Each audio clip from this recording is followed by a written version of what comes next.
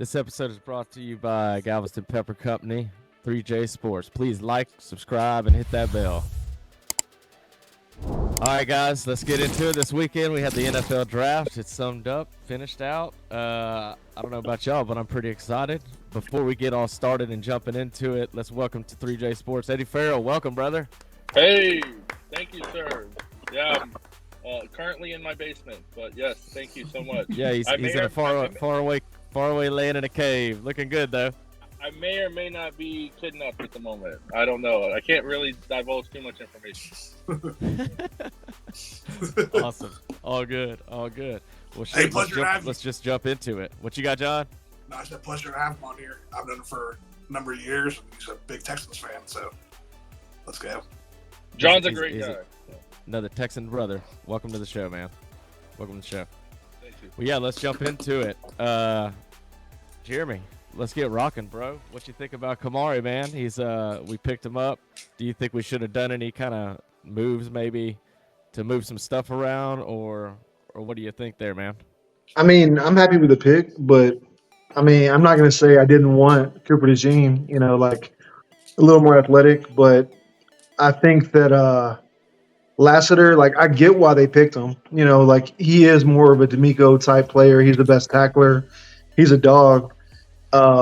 Athletically, I worry a little bit, but hey, I trust them. For, like I said before in previous episodes, like, I actually trust, the regime right now. So let's see what we can do. But yeah, he'll probably be a nickel to me, but he could be that number 2.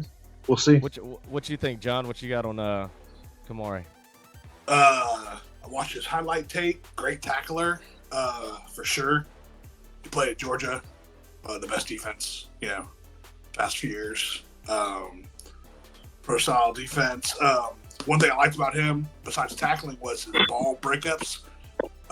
He wasn't really a ball hawk, like going for the ball, but I watched a bunch of the highlights, him defending, and one thing I did like about him for sure is, man, he just somehow gets his head around at the perfect time. So he's like playing really good defense, and then down the field where most people would be penalized for not turning their head around, he would get it at the perfect timing and bring in the pass.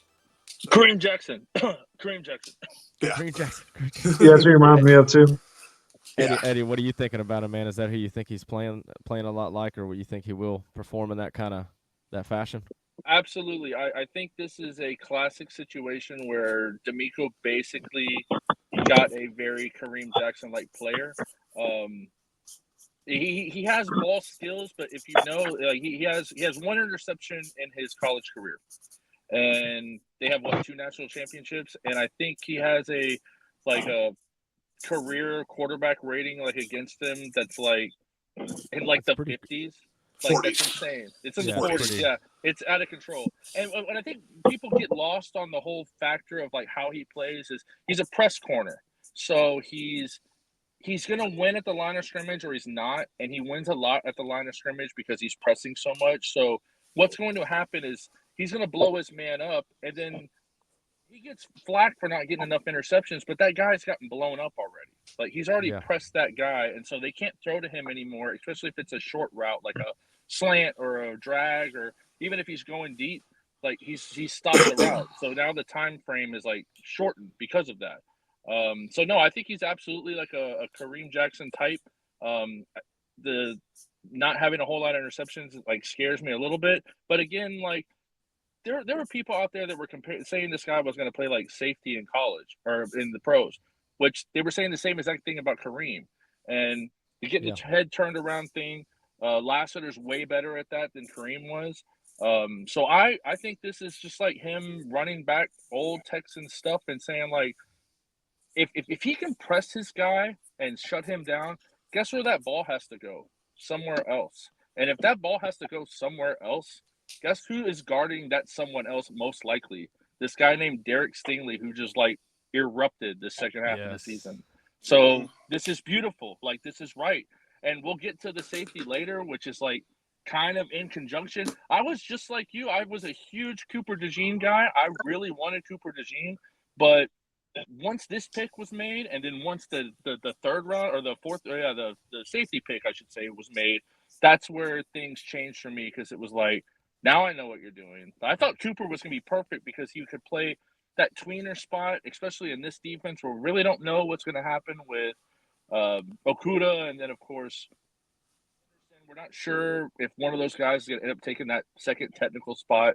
I think all Yeah. the doors are open, of course, to Lassiter, but Yeah, you have Henderson too, so you have two, previous first round picks that are fighting for that job too. So, yeah. So and he then can play Lassiter could just inside, be or he could be nickel, yeah. but Yeah, he'll I think he's definitely gonna get be the nickel. opportunity. Yeah, He's the thing is like the nickel thing throws me off a little bit because like a lot of the nickel corner thing has just like evolved in the last couple of years where it's really like a guy that can run with smaller receivers. And I get the idea that he could play nickel. I don't think he's a nickel corner. I don't think that you're going to see Lassiter play a lot of nickel. I think you're going to see him play outside because he can press. And what are his shortcomings? His His speed. 40 was the Yeah, problem. yes, He and ran it's a the he ran 4.6 a he ran a exactly. 4.6.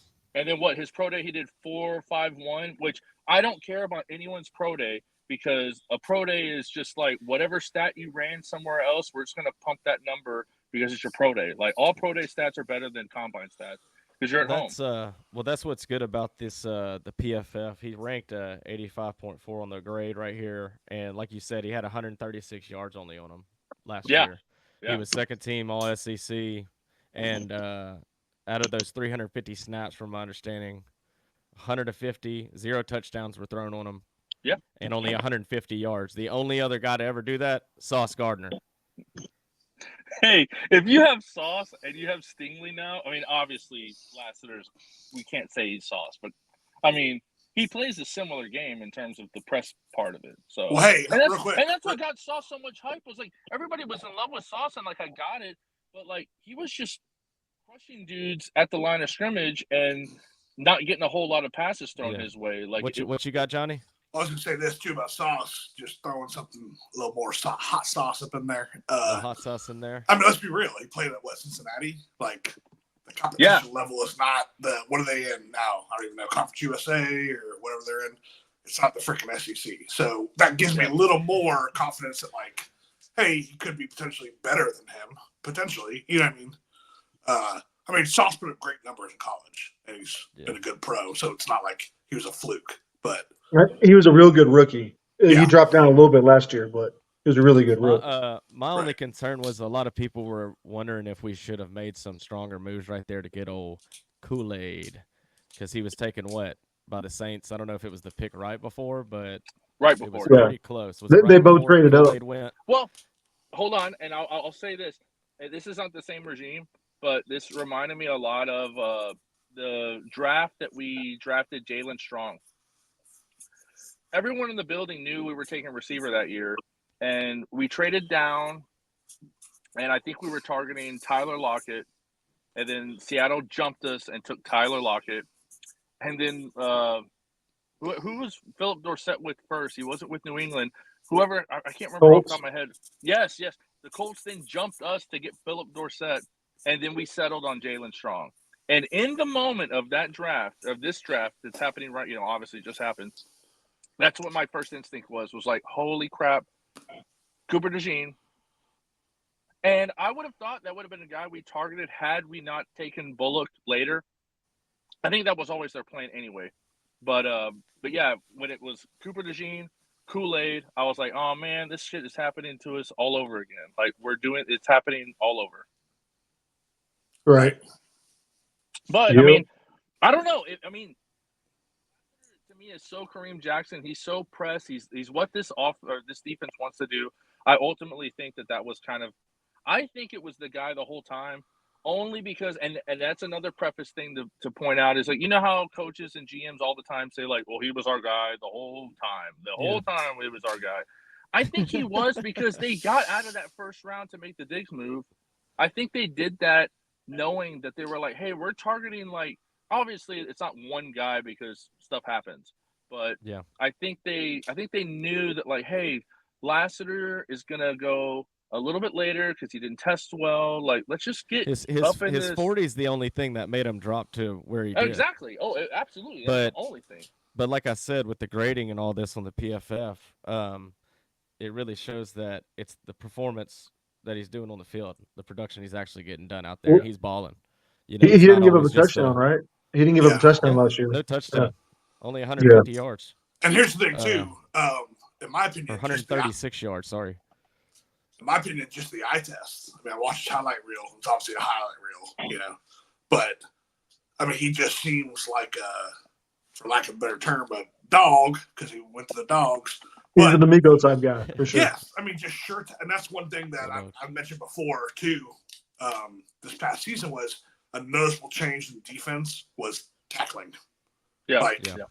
And that's what I noticed when D'Amico was in San Francisco. You know what I'm saying? Like, it's like, yeah, you may catch the ball, but you're like, for the most part, 90% of the time you're getting tackled where you caught the ball at or where you first point of contact was made.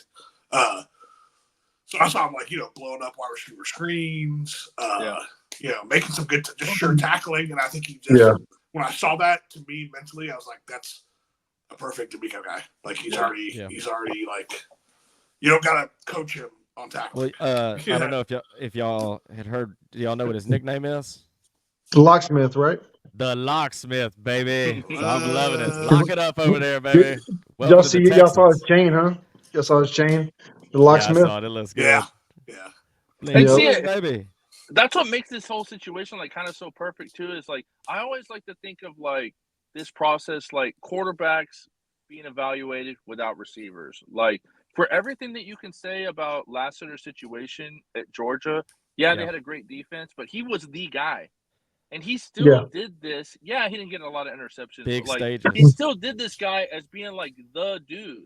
So he could be our 2 for the next 5 years. Who knows? Yes. Oh shit, 7. Like you got Stingley. Let's make it 12. 12. Like, this is nasty. Like anybody go 12? bro, 12, 12, like, 12. it's a 25. Go I think it's a perfect combination. Like you just have somebody who can just like blow up somebody on one side, and then the superior, obviously not like Deion Sanders, but your Stingley, your pure cover guy on the other side. And like if I can't throw over here and I gotta throw over there, like at that point, you can't make a decision. You're a quarterback. You're going back there. You're like, I gotta go over here.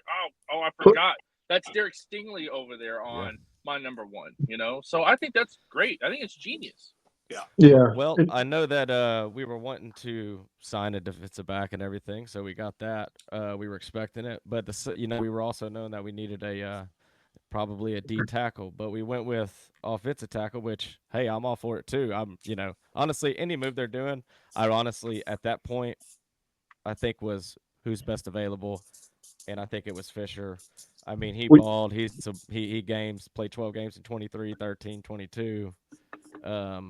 I think he's there to just in case it's like kind of an insurance plan. Plus, he said he came out a year early. That if he had probably been a first-round pick next year, because he would have moved to left tackle since Alt got picked. He was actually the left tackle as a true freshman, and then he got hurt. Yeah, he got hurt. Alt took over. Sorry, I don't mean to interject. I'm so glad you said that. All the stuff that I've listened to, they failed to mention that part. They're just like, he's played right tackle his whole career. No. Before Alt showed up there, he played left tackle, and then he got hurt. Yeah. And so they just like discredit that. So he played some left tackle, and he was the only Notre Dame freshman in history to play left tackle. Yeah. So kudos for that point. I'm not taking credit for that. That's a great point to make right there. That's great. Like I didn't watch any Notre Dame games this year, but I mean the last Notre Dame game I watched was I think on Rudy. But yeah, so like Rudy. Right here, baby. Greatest movie ever. He would have been the left tackle next year, but he came out. So I mean, that's a future left tackle, right tackle.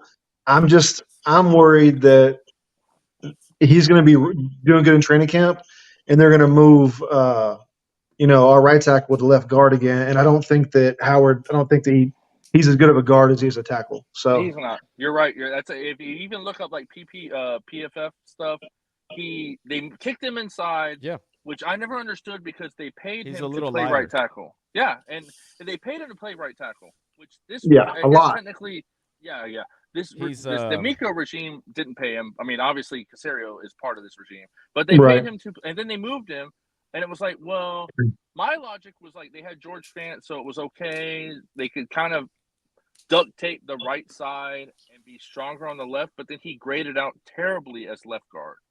Yeah. So it's like, I he mean, graded better at right tackle. So that's he the should be whole. our swing tackle for the next like Yeah. 1-2 years. He should be the swing tackle, and then he'll be our left tackle, right tackle after that. That You works. I know, mean, he's 6'6", 310, so he's gonna move better than anybody else on the line right there. Because I think plus the injuries bias. happen, unfortunately. Oh yeah, Yeah. and I think, and that's another point to kind of make about this whole situation is like, based on everything that this Texan team has done, they're priming for like a Super Bowl run. So what I think they're secretly kind of doing in this situation is saying like, what could we lose that would prohibit that being a thing? Right. If Laramie Tunsil in fucking training camp, excuse my language, can't make it, well then we have an alternative, and whether that means moving Titus to the left side and then putting Fisher in on the right side, like they're doing the things that they have to. I think that's what the Stephon Diggs like move was made even about. It's just we want to make sure that we have plenty of weapons. If somebody goes down, we're not out here throwing to Xavier Pro- Hutchinson and John Mechie. You know what I Well, mean? protect Like, Stroud at Yeah. all costs. Protect Yeah. Stroud at all costs. And that's the thing too. So- It's like, Yeah, absolutely. go ahead. just John. real quick. Yeah, sorry to interrupt you, but No, you're fine. me and Jared were talking to a guy, and he made a good point that I kind of agree with. Like, correct me if I'm wrong, but you know, our We're talking about offense. Gabe. Yeah, Gabe. Gabe, shout out Gabe. What's up, baby? What's up, man? It's just the whole thing where it reminds me of, it's like the Matt Schaub era where it's like zone tackling, zone blocking kind of thing. And he mentioned verbatim, he said it's making it flexible. You know what I mean? To where some people barring whatever, like y'all are saying injuries, they want to have somebody there to be flexible, to move people around, to still compete at a high level. And so I think all around the board, it's a good move. Play it out, see who's the best at what position, and then whoever's not, you have flexibility to if somebody gets hurt, that you can move people around and still operate. Exactly. Like that's the whole thing too. People don't talk about. John, we were talking about that before. Like beginning of the year, how many injuries did we have? Scruggs was out. Everybody was out. So we didn't have our line until like banged up. week 7, week 8. But because Stroud played so well, nobody talks about that. Right. But we didn't have our full, plus these guys they got, the linemen they picked up, even the last lineman they got, I think Henderson, they're really good run blockers. And that was our major problem. Like, we could not run block last year. We couldn't. It wouldn't have mattered who you had back there. You would have needed Barry Sanders. So like that's going to change this year too. So which might be a blessing in disguise with us just keeping Pierce, like you said, and getting Mixon and having him handle business when it gets all put together down there. Yep. And it's still an insurance policy too, because like again, you have the injury factor, but you still also have the Tunsil factor of how long is he going to be around? Like, I mean, we've seen recent tackles like Trent Williams, Andrew Whitworth, like last to like their mid-30s, but I'm not 100% sure. Like, I mean, what if Tunsil falls off tomorrow? Everybody got mad because we spent capital on a tackle spot, but in the grand scheme of things, like that's such an important spot that even if you are, I mean, I think it's an indictment of Howard, honestly, because I think D'Amico's not a Howard guy per se. I mean, he may like him, but it could be just as simple as like, let's go Tunsil. I'll just say this: I think it's interesting that you take him in the second round because you're taking a guy in the second round. Bullock is taken in the third round. He's going to start. Tunsil, there's a very good possibility you could have Tunsil, Fisher, and then it's like Howard, Kenyon Green, high caliber guy fighting for the same position. And I think you still have Shaq Mason too.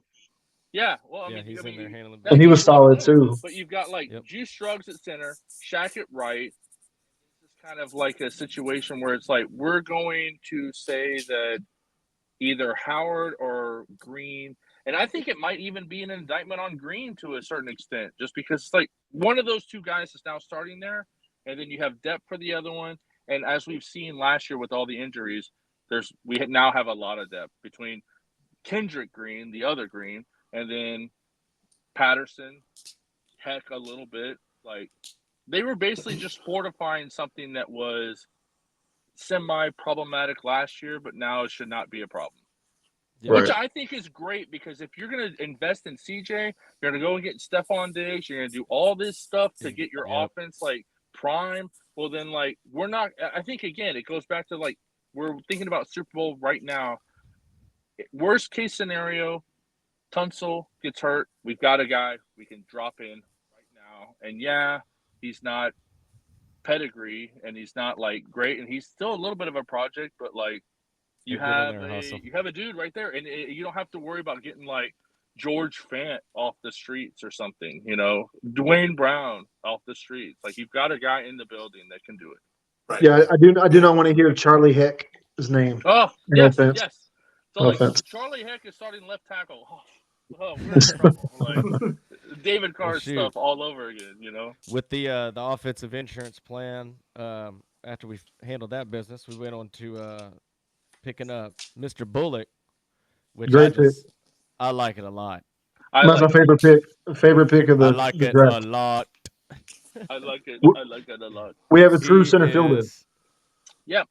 This dude's great. He's coming in burning, running a 4.4. First team 6'2", all Pac-12. Second team all Pac-12. Yeah, 6'2", 188. Like we were talking, Jeremy. Yeah. Little light, but he's going to be flying around and covered people. It's the game's kind of changing more to speed and cover, and we got to cover these guys that are running freaking 4.21s like Xavier Worthy.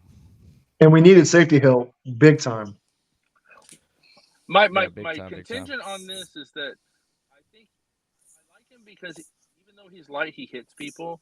But what I really so I'll say it this way: part of me did not want to address safety in this draft.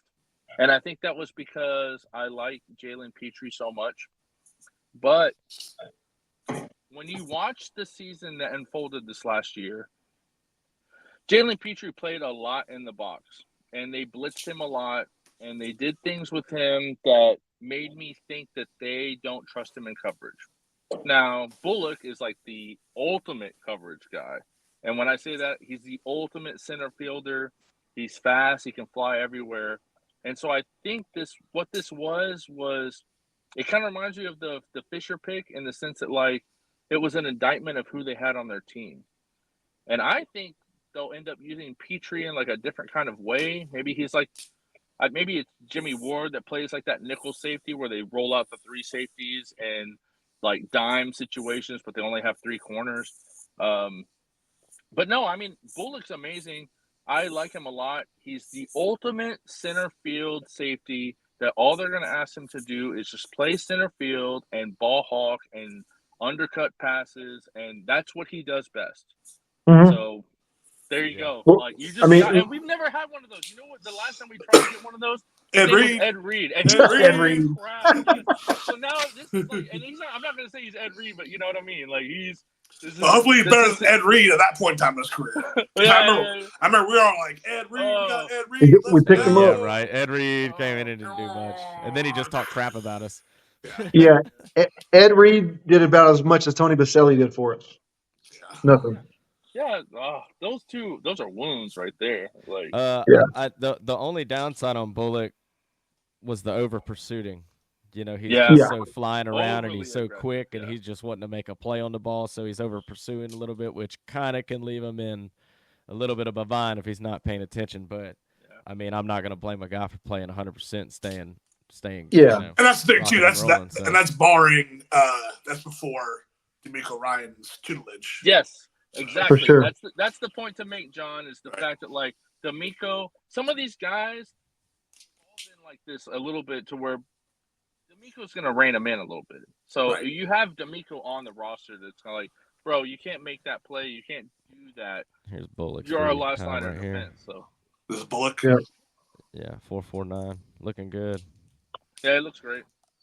I mean, I just love his size. The 6'2". Yeah. I was like, let's go. Right, he's tall, man. He's like, that's great. Long, lanky. I'm digging that. And he tackles, which is funny because, like, not a lot of smaller guys tackle, but he makes a point to tackle. And even though he's lighter and obviously he didn't have, like, the I would even say like Ed Reed, for some of his tackling problems, he still wanted to hit people. And this guy is kind of like that too, where he's finesse, but he still wants to hit you. And I like that. Like he's not going to just like Deion Sanders you and be like, oh, okay, just go by. Like he's still trying to pop people. And I think that's genius. Like this is where the D'Amico fabric, like as you alluded to previously, like this is where the fabric is coming in. It's like I'm not putting anybody out there that doesn't want to hit somebody. Right. So yeah, it's perfect. We dogs. We got some dogs. We got some dogs. D'Amico, we trust. Yes, sir. Yep. Yeah.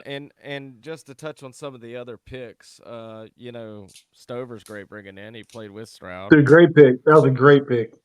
We needed that. Got Hill. Got Jordan? He balled at Louisville, man. They had a good team, man. They had some good games, so he did well. And he's a returner too. Yeah. So I mean, overall, I think it was just a great draft. What would y'all grade it in your eyes? I mean, I'm gonna give it a solid A in my opinion, because I think they handled business. They got the corner. I mean, besides the stuff we did beforehand, which was taking care of all the issues that we needed and getting Diggs. That was amazing. But what do you think, Jeremy?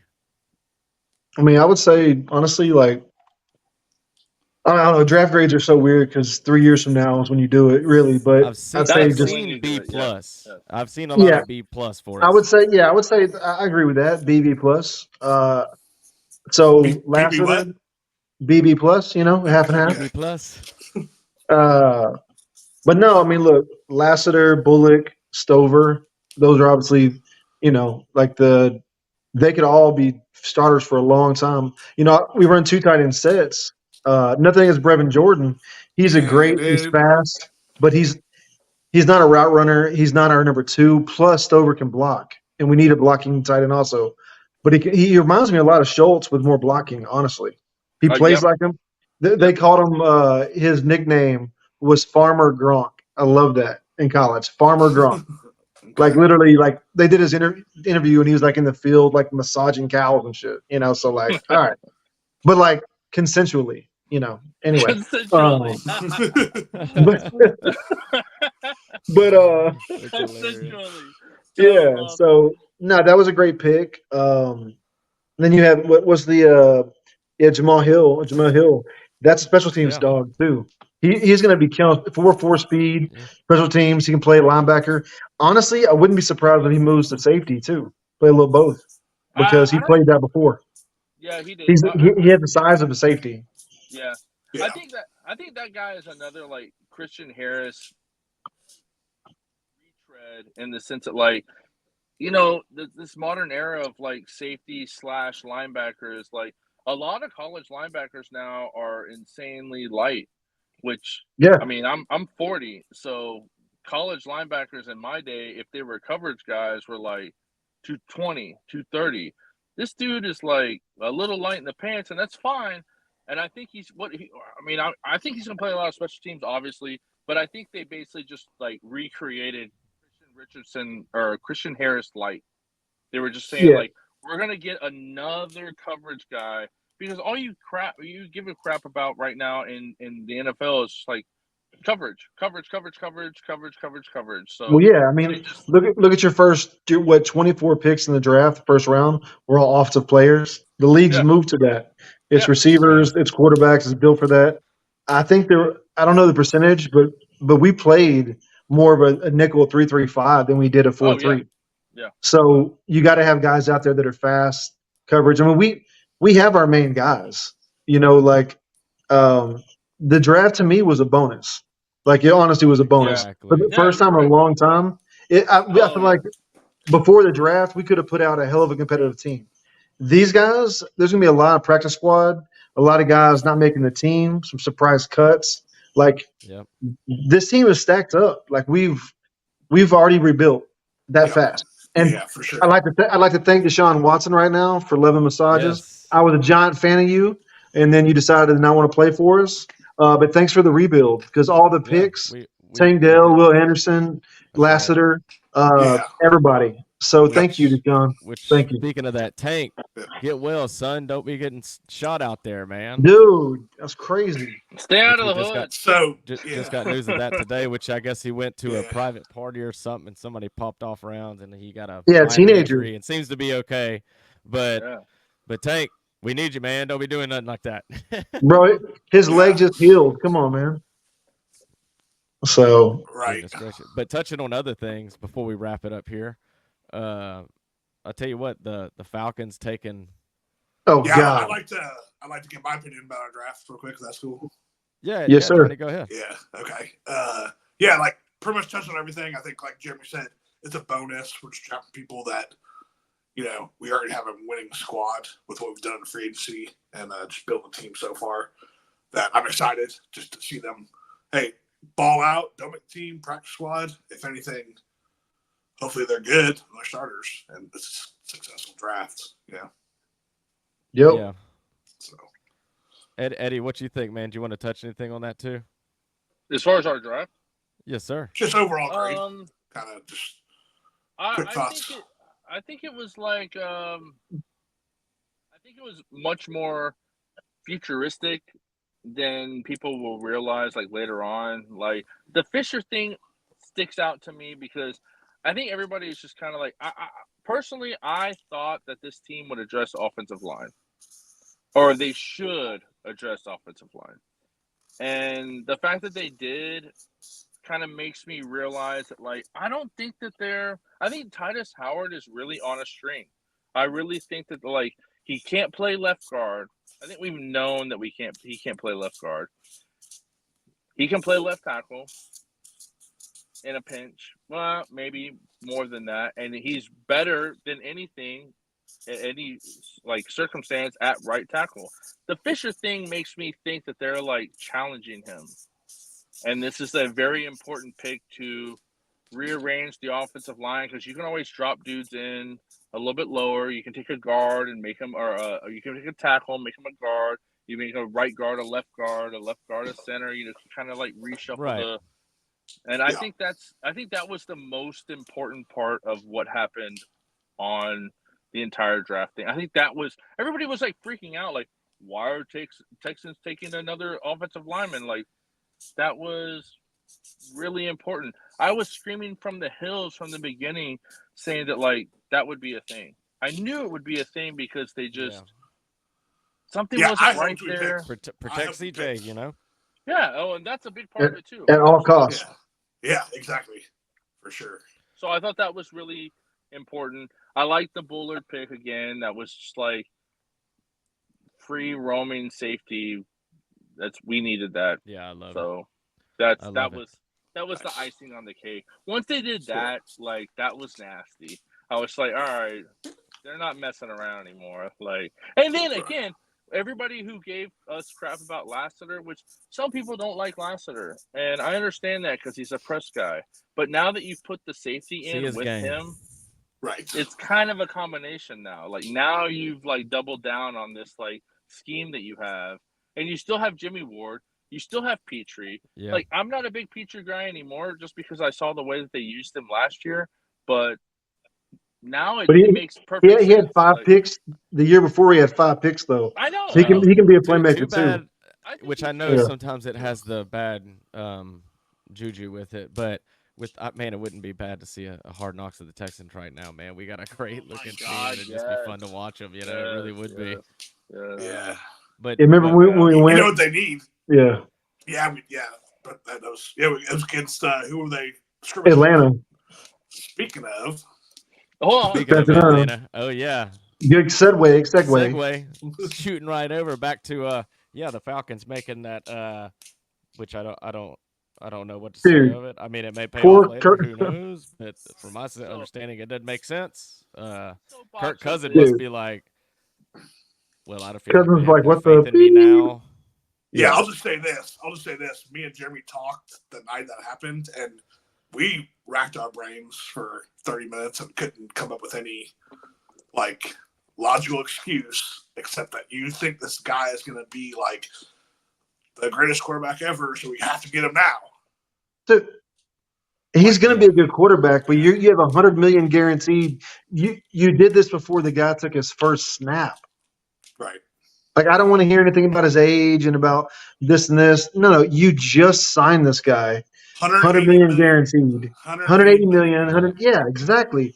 I told you all before the draft when we talked about I think the episode before, the Michael, is it Penix? How do you say it? Is Penix? Penix. Penix. Phoenix. I'm saying Yeah, with an X. No, hold on. I'm not There's saying a sign S. that's at the This draft is a dude is family blocking episode. Someone's head, and Yeah. he's blocking the P, and it looks like R- it's saying Michael Dickick Yeah. or some shit, and it's like Right. hilarious and like, all right, Well, go ahead. I'm just like, He's gonna be a really good quarterback. I think he's the best pure passer in the game. But he's already 23, and their GM was like, he's older than that. Yeah, he's 20. Is he older than 23? He's 24. He's 24. Okay. So the GM, did y'all see when the GM was talking to the owner? He was like, "No, man, you gotta understand. Like, I really like this guy. Basically, don't fire me." But then he came out in the press conference and said, "Dude, if he sits for 4 or 5 years, that's great." I'm sure Mike's over there thinking like, "Why did you draft me?" Like, he could have gone to, the Jets and played when Aaron Rodgers, like next year, whatever. Like, I don't know, man. It's gonna be scary seeing Worthy with everybody in the league probably. Dude, why did they do that? Why did they trade that pick? It Guess doesn't they make were in the any position sense, to do it, and they took it, baby. Andy Reid said, "Appreciate it, guys. I'm gonna get that fast guy." Yeah. Well, the point of like, I get the logic of why they did it, because what they wanted to do is they said that we're at 8, and we're probably never going to be 8 again if we're good with Kirk Cousins. So we won't have the vantage point of getting the quarterback that we want later on. So we'll do it now. And that's fine. There's no problem. But people don't do that though. The problem is that you got to help your quarterback. You just signed him.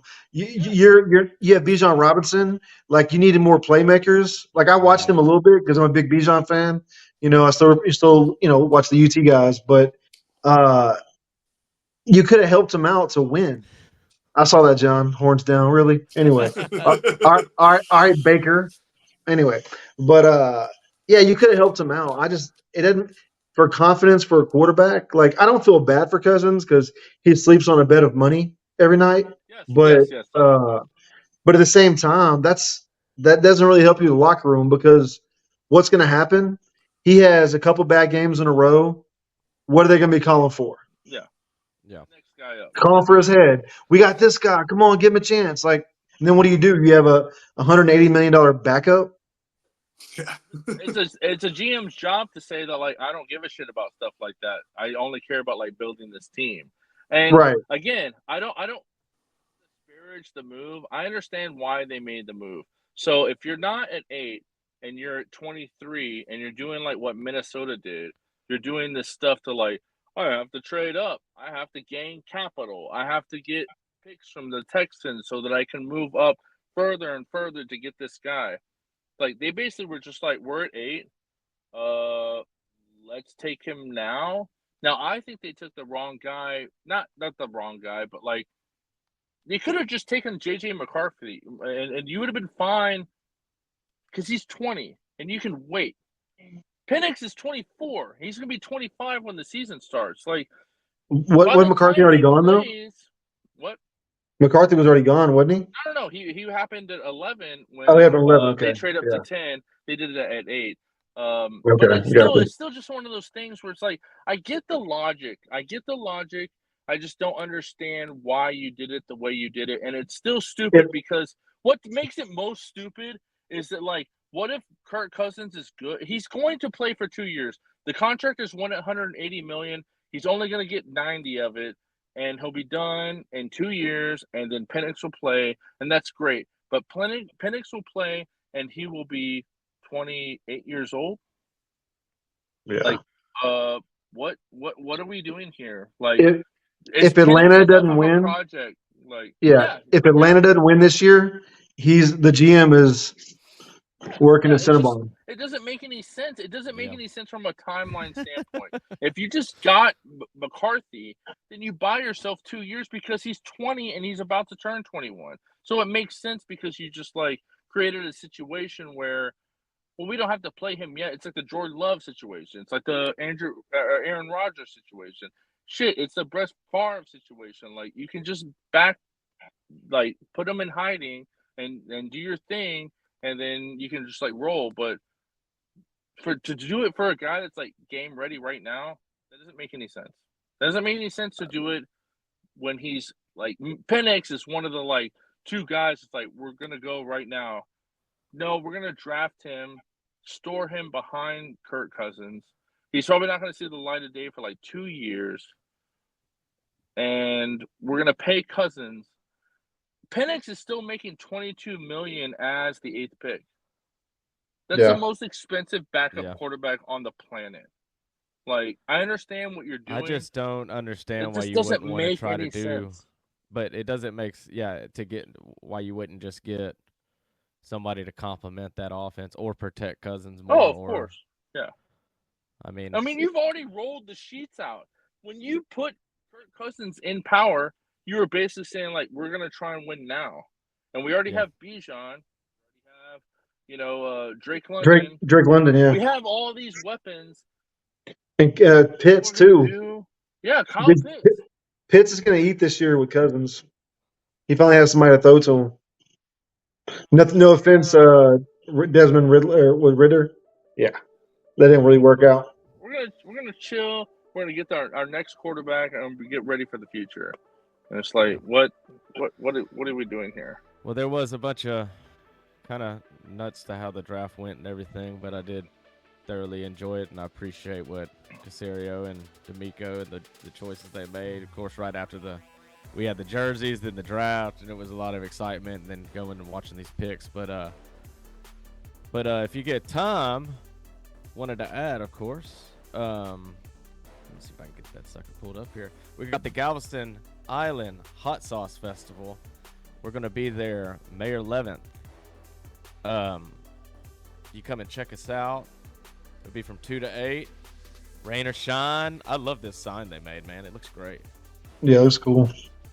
Really, really good. Whoever came up with the sign, I really think it's cool. And we'll get the website and everything on there to make sure y'all see if you need any more information. You can find it and get all that set up. It's going to be a great time. We just got to talk to Judith today and get it set up. So we're really, really excited about taking it on and seeing what's going on with that, and just really kicking back and enjoying ourselves out there. And but really looking forward to the football season now that we've gotten everything kind of ready to go and all that jazz. But hey, Eddie, we appreciate you for coming on the show today, man. Appreciate you. Appreciate it, man. Appreciate you, brother. Hey, I'll say one thing. I'll say one thing about this whole situation. I have no resume in terms of football, so anybody that listens to me talk about football, you should just not listen to me ever. I will say one thing. Though. My birthday is July 13th. What does that mean to you? 713. Let's go. Nice. 713. I was sent from heaven. I watched The Matrix last night with my wife, and I've only seen that movie about 30 times. But I am the one. Oh, that's awesome. I'm just putting it out there. It may or may not be true. I'm just putting it out there. Well, maybe that's what Caserio and D'Amico and all of them were doing. They're seeing within the Matrix. Let's conquer this season and get it done. Well, guys, appreciate y'all. This is 3J Sports. We're out.